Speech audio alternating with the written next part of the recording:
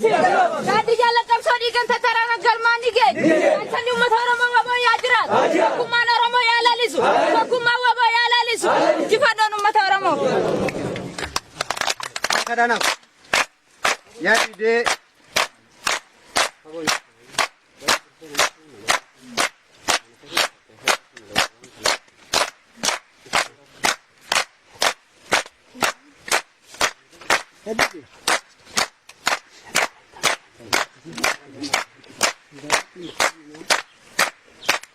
Ayo gato mangga. Baga nagaan geessan guyyaa majii tokko nagaan hobbaaftanii 2011 keessummaan keenya fi qabsaa'onni kakoo dardarran jajjaboo shamarran lollookoo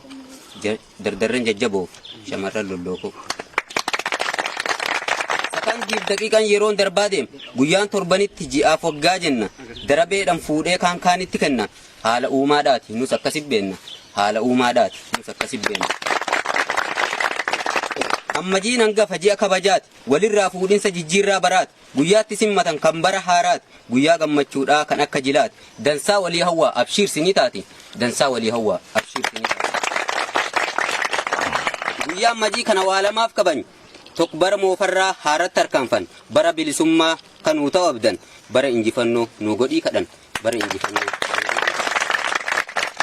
inni lammaffaadhaa guyyaa woboodhaati guyyaa injifannootiin woboonsa yaadat uummata isaa wajjin yoomi irraanfatti akka tokkummeessaa ta'etti aman kanaaf har'allee asii kabajan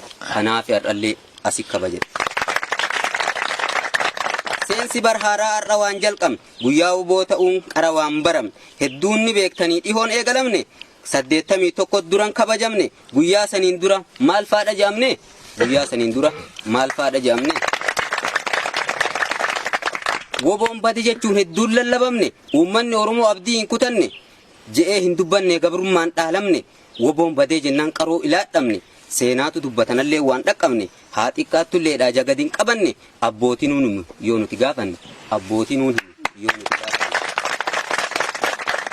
bara 1981 bakka jiru irraa woboon walitti dhufe gufuusa mudate mara keessa lufe injifannoo je'ee guyyaa kanaa biife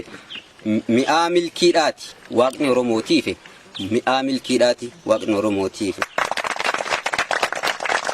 uummanni oromoos basha'ee qasa'e gaachanni koo jira je'eetoo haasa'e ammaan tana kunoo diina garaanne gaafasi ammajii maqaan milkii ba'e kabajaan guyyichaas gaafas dachaa ta'e obboleeyyan kiyyaa qabsaa'onni dirree haa jajjabeeffannu kaayyoor jala hiriirre taqaraan hin dhiifnu haa goonu irbuumirre nuti aarsaa taanee uummanni oromoo haa bilisoomure